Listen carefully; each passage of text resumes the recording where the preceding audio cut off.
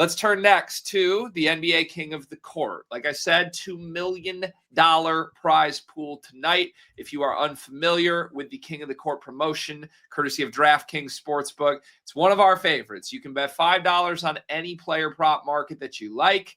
And if you use your King of the Court token on the bet and that player ends up leading all players in total points, rebounds, and assists, you and everyone who picked them will split the bonus bet pool. Normally, it is $1 million.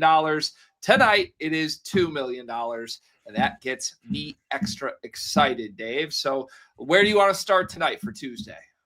I will start actually with a little tease. I don't know what I'm actually allowed to say in detail on this, but someone we work with text or slacked me a message earlier with some updates to King of the Court for the upcoming week. So I'm not going to say exactly what they are because I don't know if I could share it.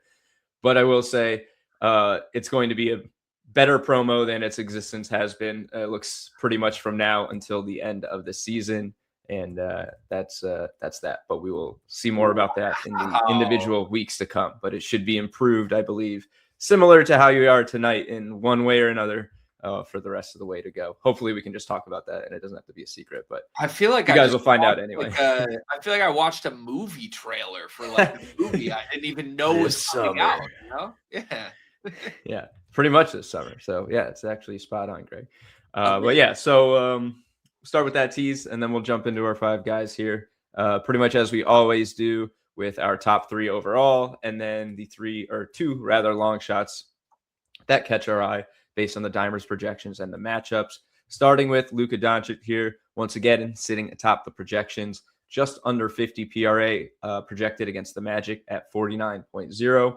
He's won this promo 4 times this season, top 60 PRA in 3 of those, returned bonus bets of 25, 35, 36, and 41. He's always the man to beat on the slate if he's playing. Not going to have to make a lot of arguments to make the case for Luka. Since the All-Star break, he's given us a classic Luka game with 55 PRA and then one not so much Luka game with 33 PRA. Don't really read too much into that. It's going to happen night to night every once in a while.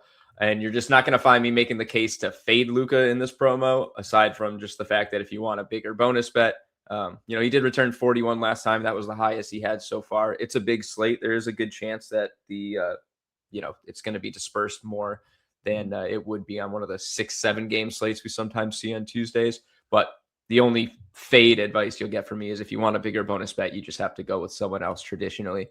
However, with LeBron and Austin Reeves healthy, the Lakers at full strength for now the better part of a couple weeks could just make these explosion games a little more difficult to come by, more mouths to feed. Realistically, you could say the other thing that it's just as likely to enhance Luka's overall upside as well. But you can make the case that any given night, one of 3 guys in this offense could realistically pace the game in PRA, let alone the entire slate. We've seen Austin Reeves do it. We've seen LeBron do it. But with all 3 in, it kind of becomes a little bit more of a toss-up. However, he's going to be the top overall upside play on the slate. Moving to Jalen Johnson, a guy who just won this promo in a couple weeks before the break. He's second in our projections against the Wizards at 46.0 PRA. One of the most complete stat stuffers in the league, taking his game to a whole nother level this season. Ranks 21st in points, 7th in rebounds, and 5th in assists in the entire NBA. True superstar now. He won this promo, like I said, in the weeks leading up to the break, split the pot with Cooper Flagg, returned a $63 bonus bet that night. I assume, no, it wouldn't have been just double because of Flagg. I guess it would have chopped proportionally to however many people bet on them, but obviously would have been higher than that in a solo win. Second time we got a guy who got the bet chopped, which is a little unfortunate, but he was our 3rd highest projected that night, 2nd highest projected here. What makes him really interesting is his upside's kind of unique in a way that he can post a slate winning performance on like a modest scoring night because his rebound and assist upside can be massive. I mean, 15, 16 rebounds isn't uncommon for him. 10, 11, 12 assists isn't either. His complimentary projections tonight, he's got 11.8 boards, 8.8 assists. Both of those lead the night, lead the slate. So not only his usual triple-double potential, but just how high his ceiling is, even with a massive 10-game slate saturated with players. He's getting the Wizards, who aren't the absolute bottom of the barrel defense they were earlier in the season, but they do rank dead last in opponent rebounds. and are bottom 10 in points and assists allowed over their past 15 games. Pretty prime matchup for Jalen Johnson's all-around skill set. Go to our third guy in the top overall, Jaylen Brown against the Suns, projected for 42.6 PRA. He is questionable tonight, or listed game time decision with the right knee contusion. So I guess keep your eyes out on that. But he's been thriving as Boston's number one option with Tatum out. Scoring's gone up about 7 points per game, about an increase of 1 assist and 1 board per game since last season. Opened his play after the All-Star break. Pretty dominant lines, 23, 15, and 13, a 32, 8, and 7. So he flashed that pretty much need a 50-plus PRA performance to cash this promo. One time it was under, I believe it was 46 or 47 on a pretty quiet slate. That might have been the Trey Murphy, like $2,000 bonus bet return one. So if it's going under 50, it's going to be a long shot, almost guaranteed. We once again have him projected right near 30 points. He'll need to go over his, average peripherals to really hit the promo, but he's got a decent chance tonight, I think, against the Suns. They rank 23rd in opponent rebounds over their last 15, and Jaylen Brown's 7.2 rebounds projected tonight is hovering right around the other leaders in this game. No one is projected more than 7.5, at least last I looked. Hasn't really been negatively affected by Vooch's appearance on the board since they acquired him in the trade. A couple games he went low, and then a couple games he went high. Like I said, he had that 23, 15, and 13 game, and that was with Vooch since the trade. So it's got plenty of upside for Jaylen Brown. If he's healthy tonight, I do think he's kind of the more appealing to me of these top three, because he should be a little bit more of a dark horse.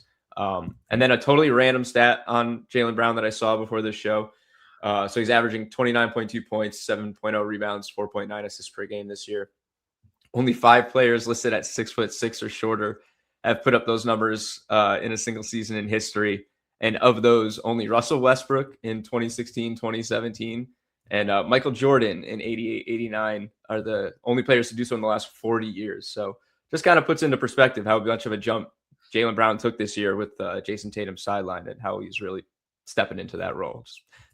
I love those random stats, especially in the NBA. I think it's the best league for stuff like that. He's a guy too. You can tell he relishes being the guy, and sometimes that, I don't know, sometimes it's good, sometimes it's bad for your franchise when you have 2 stars, and clearly there is one that really cares about being the 1A guy. But I don't know. I think you would see other players in that spot sort of lament the fact that, your Batman is gone, Jason Tatum's out, whatever. Are we tanking? Are we not? Jaylen Brown was like, why would you even insinuate that? I'm a superstar. I will lead us to the promised land. It's been cool to watch.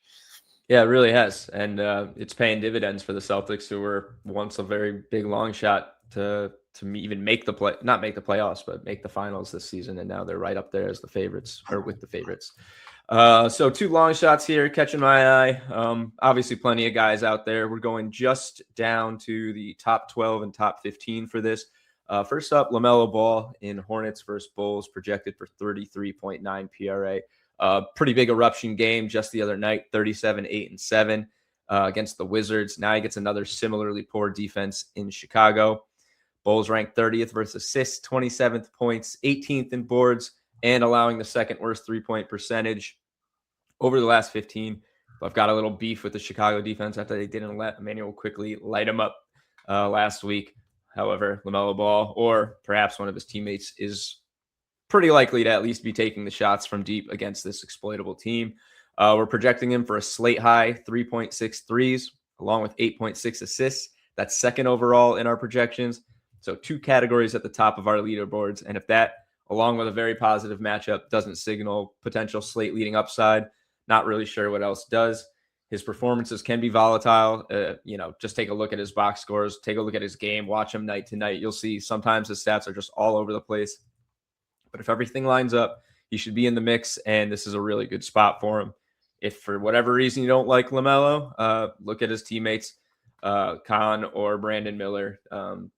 All 3 of those guys have shown very impressive offensive performances this season, and pretty well-rounded at that. So couldn't really go wrong with taking a long shot on any of them. LaMelo happens to be our top projected of the 3. And then we'll close it out with Michael Porter Jr. in Nets versus Mavericks, projected just a little under LaMelo at 33.3 PRA. He's a long shot, but he's still inside our top 15. Is in a bit of a February slump here, primarily driven by like ice cold 3-point shooting, 16.3% in February. A very far cry from his 47.5% and 37.6% he was turning in December and January as season highs. And even before that, he wasn't shooting any worse than 34.5. So he's got to get right there, but might have a good chance to do so tonight. He's got sneaky rebounding upside, 2 double-doubles in the week leading up to the break. One of them was a 51 PRA game versus former team. And he's got career best numbers pretty much across the board, from points and threes to rebounds and assists and efficiency as well. Dallas ranks 25th in points, 26th in boards, 29th in opponent assists, bottom 10 in 3-point shooting, allow the 3rd most threes to forwards per game. So this is as much of a get-right spot as MPJ is going to get. Obviously, he's got to shake off the rust. But if he does, we could be in business.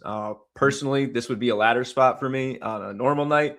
I don't know if I want to invest in a guy to climb the ladder when I'm looking for him to break his slump. But 4+ is about plus 120, 125 on DraftKings.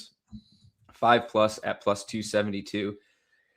Not a bad play for your at least king of the court entry, I think. Not a bad play whatsoever.